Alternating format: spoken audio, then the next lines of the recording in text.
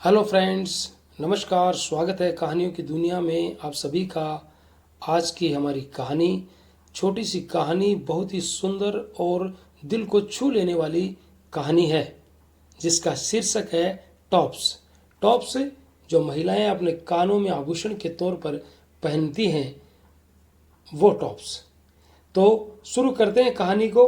अगर हमारी कहानी आपको पसंद आए, अच्छी लगती है, तो हमारे चैनल को एक लाइक और सब्सक्राइब जरूर करें। तो शुरू करते हैं कहानी। मसूरी की वादियों में अप्रैल माह का मौसम बड़ा सुहाना व ताजगी लिए रहता है। पुष्पों की छटाएं और मेघों की घटाएं तन और मन में नए नए रंग भरती रहती हैं। यहीं के एक मोहल्ले में विपिन जी सपरिवार रहते हैं। उनके हंसते खेलते परिवार में उनकी पत्नी के अलावा एक पुत्र व दो पुत्रियां भी हैं। वे पेशे से शिक्षक हैं। विपिन जी को बचपन से ही प्रकृति से लगाव रहा है, जो आज भी बदस्तूर है और उनकी दिनचर्या का एक हिस्सा बन गया है। उनके मकान के आगे सजे सैकड़ों गमले इस बात का साक्ष्य प्रस्तुत कर रहे हैं। रंग बिरंगे पुष्प अनुपम छटा बिखेर रहे हैं। प्रदूषित होते वातावरण को कैसे बचाया जाए, इस पर भी उनका कार्य चलता रहता है। वे यदा कदा वृक्षारोपण भी कराते हैं तथा उन रोपित पौधों को कैसे जीवित रखा जाए, इसका उत्तरदायित्व वे समाज के जागरूक बच्चों और बड़ों पर डाल देते हैं। उनके विद्यालय के बच्चे जब घर से विद्यालय जाने के लिए निकलते हैं, तब उनमें से कुछ बच्चे अपने साथ लाई पानी की बोतलों में से पौधों में पानी डालते दिख जाते हैं। और वे बच्चों से घरों में बची प्लास्टिक की पन्नियां आदि भी मंगाकर कूड़ा बीनने वालों को दिलवाते हैं, जिससे बच्चों में पर्यावरण को स्वच्छ रखने के प्रति जागृति उत्पन्न हो रही है। पर्यावरण को प्रदूषण से बचाने के लिए प्रत्येक नागरिक की जिम्मेदारी है, लेकिन कितने लोग हैं जो इसे निभा रहे हैं। विपिन जी ने अपने मकान में पुराने फर्श की जगह नया फर्श डलवाया है, जिसकी घिसाई का कार्य शंकर कर रहा है। शंकर प्रतिदिन ही 9 बजे आ जाता और अपनी घिसाई वाली मशीन से घिसाई का कार्य करके 5:30 बजे चला जाता। यही दिनचर्या उसकी कुछ दिनों से चल रही थी। वह बड़ा ईमानदार और परिश्रमी है। घर का सामान कहीं भी कैसा भी पड़ा हो, उसके लिए सब मिट्टी के समान है।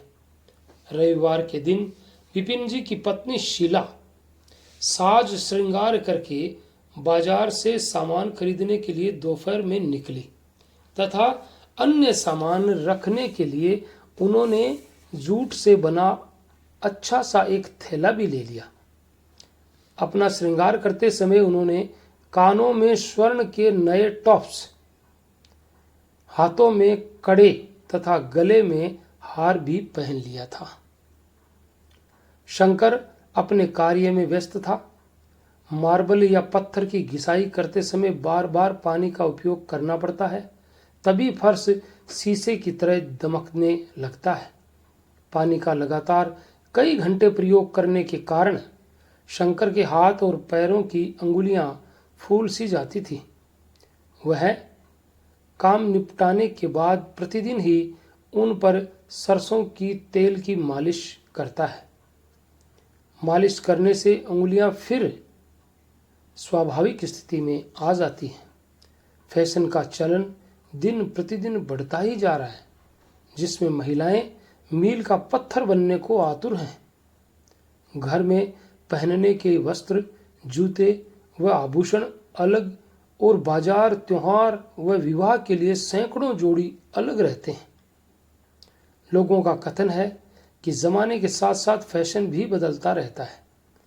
कल के ही समाचार पत्र में आया था कि एक दिन में लूटपाट की 3 घटनाएं घटी, जिनमें एक महिला के स्वर्ण के भारी टॉप्स लूटे और 2 की गले की चेनें। लूटी पिटी महिलाएं व उनके संरक्षक प्रथम सूचना आख्या लिखाने के लिए संबंधित थानों के चक्कर काट रहे हैं और लुटेरे फरार। वारदातों पर वारदातें बढ़ रही हैं और फैशन करने की मानसिकता में कोई बदलाव नहीं। आज के समाचार पत्र में आया है, 2 आधुनिक युवतियों से छेड़छाड़, एक मजनू गिरफ्तार और दूसरा फरार। लेकिन तन पर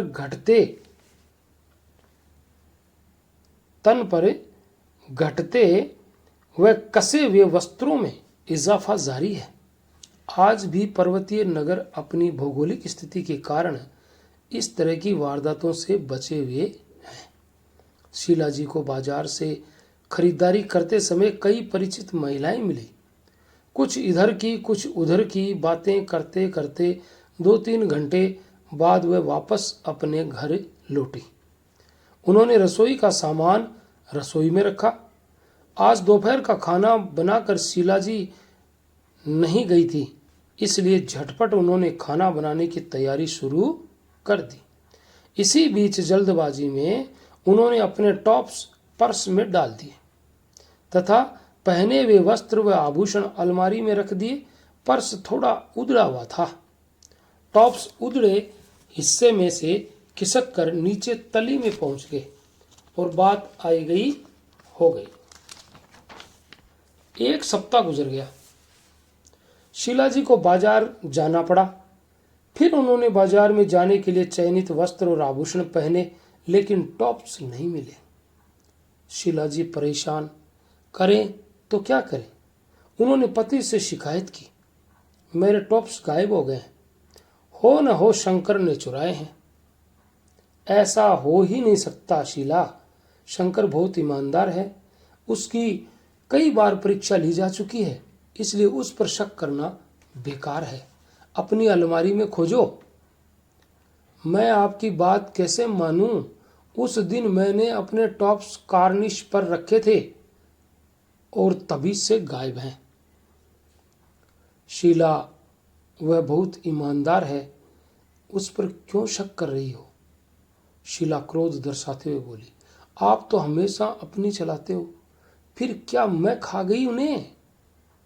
शंकर अपने घर जाने के लिए तैयार हो रहा था। उस समय साय के 5:15 बजे थे। शीलाजी ने आव देखा न ताव। वह शंकर के पास जाकर जोर जोर से पूछने लगी, बता शंकर, वह टॉप्स कहाँ है? बीबी जी, कौन से टॉप्स? बनो मत शंकर। बीबी जी, मैं तो टॉप्स के बारे में कुछ ना जानू हूं। मुझे ऐसे चोर उच्चकों से काम नहीं कराना है। आज ही अपना हिसाब कर ले और दफा हो जा घर से। शंकर के पैरों नीचे से जमीन खिसक गई। चोरी का आरोप लगने के कारण वह अंदर से तिलमिला गया और सोचने लगा कि वह कैसे समझाए बीबी जी को कि वह चोर नहीं है। अक्सर ही मनुष्य भ्रम और शक की डोर में ऐसे गलत निर्णय कर बैठता है जिसके कारण वह स्वयं तो दुखी होता ही है तथा उससे अधिक वह दूसरों को पीड़ाएं मुफ्त में ही परोस देता है। कभी कभी तो बड़े बड़े हादसे तक हो जाते हैं। सच्चाई उजागर होने पर वह बार बार अपने को पश्चाताप की अग्नि में जलाता रहता है, पर तब तक समय काफी निकल गया होता है और संबंध भस्म हो गए होते हैं। विपिन जी के बार बार मना करने के बाद भी शंकर की छुट्टी कर दी गई। 2-4 दिन का और काम रह गया था। शंकर आंसू पीता हुआ हिसाब लेकर वापस अपने घर लौट आया तथा दूसरा काम पकड़ने की जुगाड़ के बारे में सोचने लगा। इस घटना से विपिन जी के परिवार का हंसी खुशी का वातावरण मातम पुरसी में बदल गया। शीलाजी के पास घर में कई पर्स थे, लेकिन बदल बदल कर उनका प्रयोग करती रहती। उनके पर्स में मेकअप का सामान, रुपया पैसा और न जाने क्या क्या भरा रहता। पर्स में कई चैनदार जेबें थी, किसी में कुछ, किसी में कुछ। 1-2 वर्ष ऐसे ही गुजर गए। गायब हुए टॉप्स के बदले में नए टॉप्स भी विपिन जी ने खरीद दिए थे, लेकिन स्वर्ण के गायब होने का अपशकुन शिलाजी के मस्तिष्क में अब भी घर किए रहता। अनिष्ट होने की भयावहता उन्हें घेरे रहती। भारतीय लोग स्वर्ण का खोना या पाना भाग्य की दृष्टि से अपशकुन मानते हैं। लोग चांद पर अवश्य पहुंच गए हैं, लेकिन धारणाओं में बदलाव नहीं आया है, विशेषकर नारी समाज में। तंत्र मंत्र और टोटके भी एक दूसरे का अनिष्ट करने के लिए प्रयोग किए जाते हैं। वहम की नाव पर सवार होकर बहुत से लोगों की जिंदगी कट जाती है। जिस पर्स में स्वर्ण के टॉप्स तली में खिसक गए थे, वही पर्स कुछ और अंदर से उधड़ गया। उसका मोटा मोटा सामान निकालकर शिलाजी ने दूसरे पर्स में रख लिया, उसका प्रयोग करना बंद कर दिया। कुछ माह और गुजर गए। एक दिन वे अपनी अलमारी खोल रही थी। उस पर्स पर उनकी निगाह पड़ गई। विपिन जी से बोली, ये पर्स बहुत दिनों से उधड़ा पड़ा है, इसे मोची से सिलवा लाओ। विपिन जी ने पर्स को सिलवाने मोची के पास आए। मोची को पर्स मरम्मत के लिए दे दिया।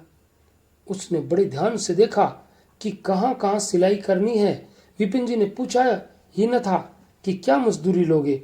उन्हें मोल तोल करने की आदत न थी, जैसे कि लोग अक्सर किया करते हैं। मेहनती और गरीब व्यक्ति पर थोड़ा बहुत अधिक भी चला जाए तो संपन्न व्यक्ति को क्या फर्क पड़ेगा। लेकिन तंग दिली की भी बहुत से लोगों के जीवन का एक हिस्सा बन गई है। पर्स का मुआयना करते समय मोची का हाथ उधड़े हुए भाग से तली में पहुंच गया। उसे लगा कि पैसे आदि होंगे, लेकिन जब उसने बाहर निकाला तो वह चौंक गया और बोला, बाबूजी, ये क्या है? विपिन जी चौंके। ये तो टॉप्स हैं मेरी पत्नी के। विपिन जी की खुशी का ठिकाना न रहा। उन्होंने टॉप्स को अपनी पैंट की जेब में संभाल कर रख लिया और मोची को बार बार धन्यवाद देने लगे। मोची उनका पर्स ठीक करता रहा। इस बीच उन्हें शंकर की याद आ गई। बार बार शंकर की तस्वीर बनती बिगड़ती रही। वह कितना मेहनती और ईमानदार था, और वह भी तो इस मोची की ही जाति का था। दोनों ही परिश्रमी और ईमानदार। टॉप्स के गायब होने पर पत्नी ने शंकर पर कितना घिनौना इल्जाम लगाया था। समझाने पर भी वह नहीं मानी थी। सच्चाई का सबूत देते देते उसकी आंखें गीली हो गई थी। फिर बेचारा खून का सा घूंट पीकर चला गया था। उसके जाने के बाद घर का वातावरण बोझिल सा हो गया। बार बार पत्नी कहती, स्वर्ण गायब हुआ है, अनिष्ट तो होगा। गरीब पर हर कोई शक कर लेता है और कानून भी उसी पर हुक्म चलाता है। पर्स सिलकर मोची ने विपिन जी के हाथ में पकड़ा दिया। भाई जी, क्या देना है? 5 रुपए दे दीजिए। विपिन जी ने खुशी खुशी उसे 10 रुपए का एक नोट पकड़वाया और चल दिए। वह कहता भी रहा, अपने 5 रुपए लेते जाओ, लेकिन विपिन जी ने पीछे मुड़कर ना देखा। उन्हें तो घर पहुंचने की जल्दी थी। पत्नी को दोनों टॉप्स और पर्स पकड़ाते हुए बोले, लीजिए अपने खोए हुए टॉप्स। इन्हीं टॉप्सों के तो गायब होने पर आपने ईमानदार शंकर पर चोरी का इल्जाम लगाया था। आपको किस विशेषण से नवाजूं, मेरी समझ में नहीं आ रहा है। महिलाएं होती ही शकी मिजाज की हैं। उनके तीनों बच्चे भी टॉप्स देखकर बहुत खुश हो रहे थे, लेकिन शिलाजी की खुशियां पश्चाताप और आत्मग्लानि में जल रही थी। तो ये थी आज की हमारी एक छोटी सी हृदय को स्पर्श करने वाली कहानी। अगर आपको अच्छी लगी हैं, पसंद आई हैं, तो हमारे चैनल को एक लाइक और सब्सक्राइब कीजिए। और मिलते हैं कल किसी नई कहानी के साथ। तब तक के लिए all the best. Thanks for watching.